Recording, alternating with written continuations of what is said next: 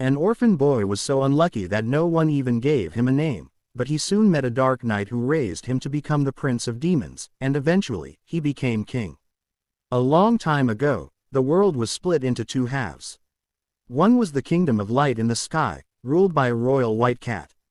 This cat was madly in love with a black cat who lived in the kingdom of darkness on the ground, and this is where the story begins. But before we continue with the video, please subscribe to the channel, as it provides a lot of motivation. Our main protagonist, whose name is never revealed throughout the anime, leaves his shed and goes to meet the village elder to hunt for some food to bring back for the village. An elder gets excited that he's finally getting some good food after a long time. But inside, he dreams of living in that other kingdom up in the sky, where everyone lives without any worries. The people in the kingdom below live in poverty and oppression. Suddenly, a man who went hunting comes running and screams that dangerous monsters are coming to kill them. But before anyone can understand, the monsters break through the gate and attack the poor people. Panic ensues in the village, and everyone grabs whatever they can get their hands on as weapons. A village woman gives the little boy the responsibility of looking after the children and tells him to take all the children to a cave outside the village. The village is under a terrible monster attack, and the boy quickly leaves with the children. But on the way, a child falls and hits a stone, which slows them down. Just then, a large centipede monster appears and takes full advantage of the opportunity to target the children. But the boy immediately goes into full action mode, pulls out his small dagger, and confronts the dreadful monster. But the monster's skin is so tough that his dagger can't do anything. The giant centipede kills several children, and the boy is left with only 2 siblings. Realizing that this beast is very powerful, the 3 of them try to run away. But when the monster is right behind them, the boy decides to sacrifice his life. He tells the girl to take care of her sister and quickly run away with her. Finally, the boy reaches a cave with the little girl, but in the end, the girl also dies because of the centipede's poison, and our boy is completely broken by this tragedy. In the next scene, we see him returning to the village at night with the girl's body, but silence has fallen everywhere. As far as his eyes can see, he can only see the corpses of the people he once knew. Not a single person was left alive. In complete despair, he picks up a tool and single-handedly starts digging a large grave for his village people. Days pass until one day, a mysterious soldier passes by the village and sees the boy digging the ground. The soldier introduces himself as Scars and gives the boy some bread to eat. He tells him that if he keeps digging the ground like this, he will die for no reason. Scars sits down with him and asks for his name. The boy says that he doesn't have a name and that Scars can call him whatever the villagers used to call him. The boy asks Scars why the King of Darkness allows such dangerous monsters to live freely. Scars replies, "Look, kid, the king has his own affairs and is not interested in small things like people's happiness." The boy starts digging again and tells Scars to leave him alone because this might be a trivial thing for him, but for our boy, it's a responsibility he must fulfill so that the villagers can find peace. He says there's no point in getting caught up in the matters of the earth and the sky because in the end, when everyone is in the same pit, they all look the same. Suddenly, Scars throws his sword toward the boy and says, "Kid, this is a better way than this digging." The boy picks up the sword and pulls it out without a second thought. He swings the sword at Scars, but Scars easily blocks his attacks due to his experience. While fighting, Scars reveals that there was a time when he himself was trying to become the King of Darkness, but he wasn't chosen. In this world, only one person has the right to give life or death, and that is the King of Darkness. During their fight, Scars explains to the boy that if he wants to fulfill his dream and make his country better, he has to become the King of Darkness himself. He makes him face the bitter truth that someone else's help will not change his fate, he has to do it himself. The boy shouts that he will become king and will do whatever it takes to do so. He attacks Scars with all his might and somehow manages to knock Scars' sword away from him. Scars falls down laughing, which confuses the boy a little. He says, "I never thought I would see such a miracle at the end of my journey," and within moments, Scars falls to the ground. The boy worries about his new master, who tells him that his life is about to end. Scars asks him to take his sword and suggests he head toward the royal capital, where he has a palace. He also reveals that he was from a noble family and that whoever holds this sword is considered the head of that family. Scars tells the boy to pick up the sword and declare that he is the Prince of Darkness, the next successor to the Dark King. Scars mentions a soldier named Veils, who will surely take care of him if he sees the boy's sword fighting skills. Scars says that he has been an empty person for a long time and his power of darkness is now decreasing, and that's why he will soon die. He tells the boy, "This world is not right, kid, and I am giving you the responsibility to change it." The boy cries near Scars' body, and the tears shine so brightly that even Scars is surprised because the boy was born in darkness, but the light from his tears was unexpected. Before leaving, Scars says, "I trust you," and hearing this, the boy finds a new goal: to become the King of Darkness and make the world happy, and with this intention, he sets off on his new journey. Meanwhile, in the Light Kingdom above the clouds, a large army of darkness is preparing to attack. The Queen of the Light Kingdom wants to keep the Progenitor Rune, which is the most powerful of all runes. Queen Iris uses the powerful weapons from her palace to fire a magical beam that significantly reduces the enemy's strength. The monsters of darkness are desperate to get this rune because it is very important to them. The bravest soldier, Theos, fights against the monsters with his companions to save his queen and that rune. He puts his life on the line. Iris's sister, Sema, who is a priestess, creates a shield with the power of her rune to give her soldiers extra protection. When the monsters finally run away from there, Queen Iris returns to her palace. Here, Theos's younger brother, Theo, is waiting for his older brother and Sema to return. Sema shares her worries with Theos and says that Iris is hesitant to kill the King of Darkness because she thinks that darkness is necessary to maintain balance in the world. But Theos ignores this and reassures Sema that Queen Iris is completely ready to kill the King of Darkness. On the other hand, Iris meets with one of her priests and is thinking about their next attack, so she decides to train her army even better. Meanwhile, the unnamed boy meets the Dark Knight Veils, who, upon seeing Scars' sword in his hands, thinks he is a thief. To get Scars' sword back, Veils immediately decides to attack him. But the boy tells him that Scars is dead, but Veils misunderstands and thinks that the boy has killed Scars.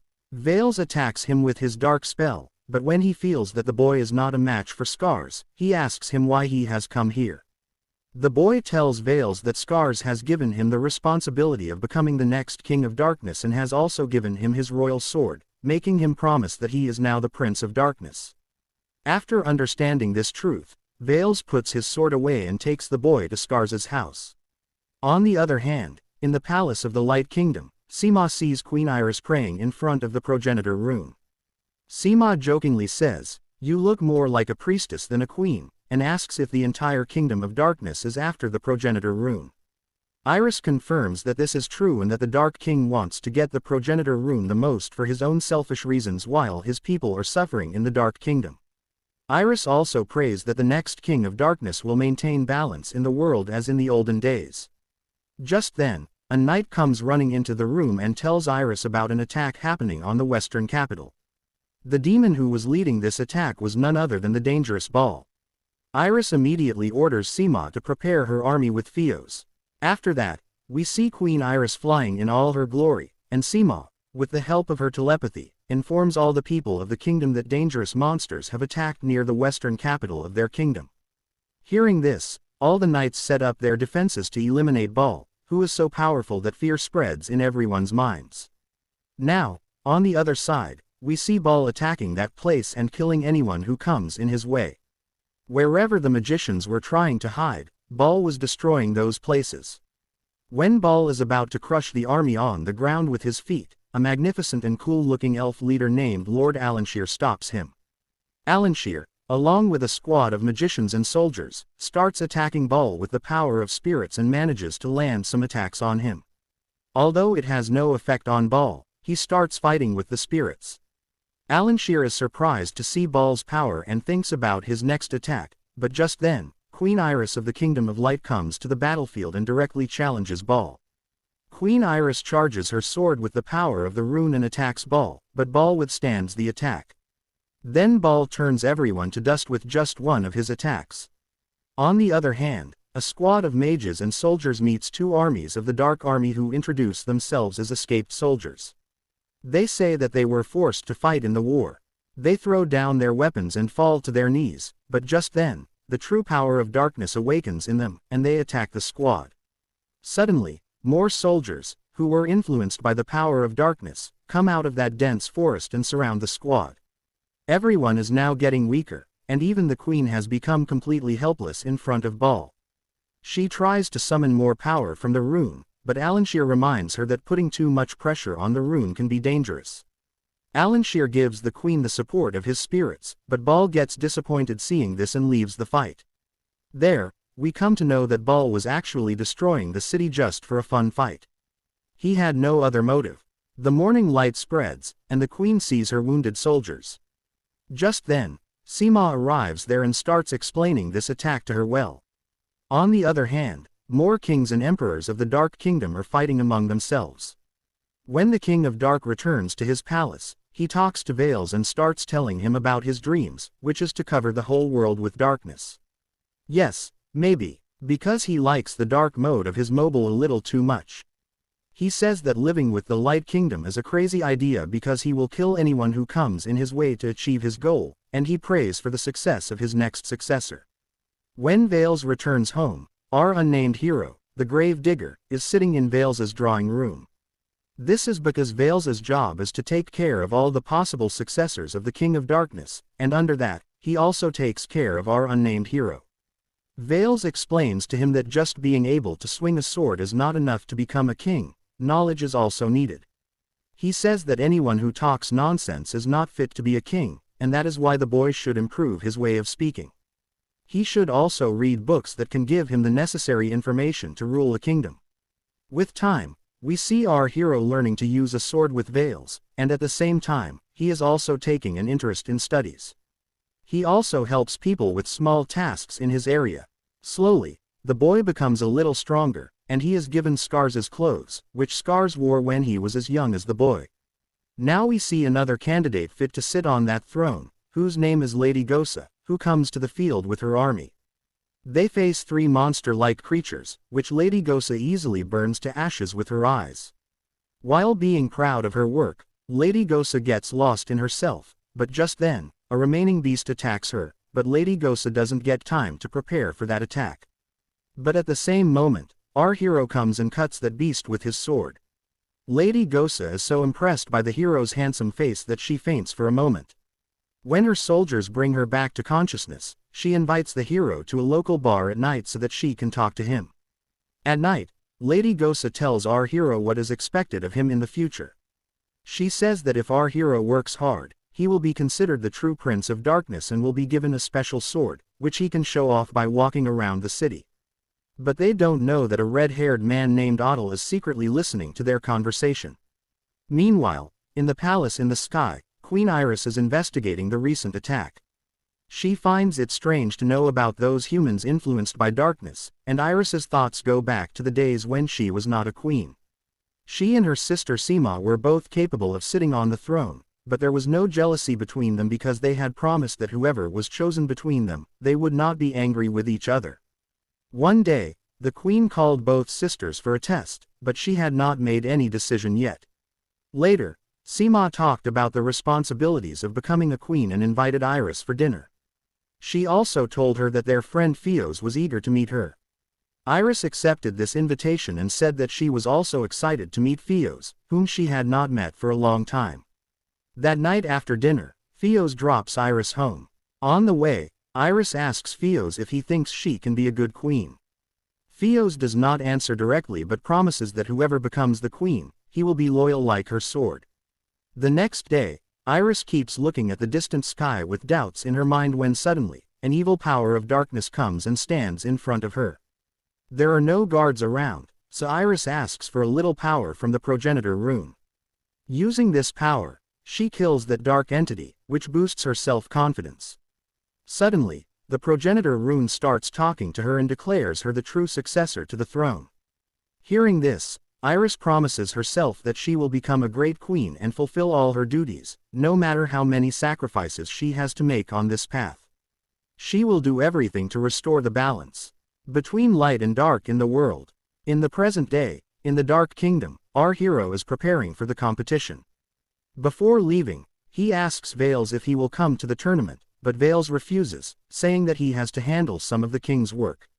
Still, Veils has full hope in his hero that the member of Scarza's family will surely win this competition.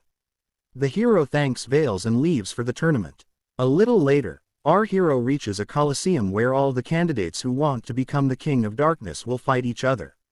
In the arena, Lady Gosa explains the rules of the tournament, which are that the participants have to defeat the most evil creatures and remain for the next round. Then she says that the winner will be given a legendary sword as a prize, which is called the Great Sword of Black, and only the next king can wield this sword. The tournament begins, and the young competitors face dangerous beasts one after another, which they easily defeat. But one contestant is unable to defeat a monster that is coming toward him. The other competitors are having fun during this because there are now fewer people left in the competition. But our unnamed boy immediately goes into action and saves the contestant's life. Seeing this, the other contestants get angry and threaten him not to do so because they want to make the competition tough. Then the organizers of the tournament release a Cyclops on the battlefield. Many contestants are killed by the Cyclops in this way, but not our hero. Using all the skills he learned from Veils, he easily kills the Cyclops. In this way, the first round of the tournament ends, and only 2 competitors are left, our hero and Otto, the red-haired boy who was listening to their conversation earlier. And here we come to know that Otto is a tough candidate to sit on the throne. Before the final battle, both the finalists rest for a while and talk. During this, Otto starts making fun of our hero for helping the contestant in the first round. Otto considers this a weakness and says that a future Dark King should not have mercy on anyone and should not show any pity. But our hero does not agree with this. He believes that protecting people is the most important job, no matter what. After expressing their views, both of them prepare for the final battle. After a tough struggle, the unnamed boy uses all his skills to throw Adel's sword away and corner him. But when he has the chance to land his final blow, he doesn't do so. Adel is surprised and asks him why he is not killing him. Our hero explains that he will not go against his promise, and his promise is that he will bring peace to the world and help everyone by becoming the Dark King. Annoyed by his foolish dream, Adel tries to pick up his sword again, but the boy puts him in a difficult situation again. Finally, Adel gives up, and the fight ends there. As soon as the battle ends, Lady Gosa declares the unnamed boy the rightful Dark Prince and makes him the true successor to this throne. After the award ceremony, the unnamed boy receives his prize, the legendary Black Sword. Adel introduces himself to the boy and asks him to keep his thinking. Later, Veils meets the unnamed boy and congratulates him on winning the tournament. Then he gives the boy a special mission that only the Dark Prince can do, and that is to deliver a message to the Queen of the Light Kingdom. Our hero accepts this task, but he also knows that he will not go alone. Adel, who was the second most important candidate, will accompany him on this mission. The next day, Adel and the unnamed boy leave for the Light Kingdom on a magical object. On the way, Adel reminds him that a war is going on between the Light and Dark Kingdoms, so delivering a message will not be that easy. If their luck turns bad, they both can be killed first because they are people of the kingdom. So Adel decides that he himself will play the more dangerous role of being a public messenger so that the life of our new prince is not in any danger. When the unnamed boy was expected to become the future King of Darkness, Adel tells him that he will play the role of his bodyguard, which is a little less demanding but more dangerous. Gosa is surprised by Adel's sudden friendly nature. After a few moments of travel, they reach their destination and are confronted by Fios. Initially, General Fios treats them with hatred, due to which the unnamed boy has to show his sword. But Adel uses his intelligence to handle the situation and apologizes for their bad behavior in their first meeting. When the atmosphere calms down a bit, Adel requests Fios to take them to the Queen because they have an important message from the King of Darkness that needs to be delivered to her. Despite his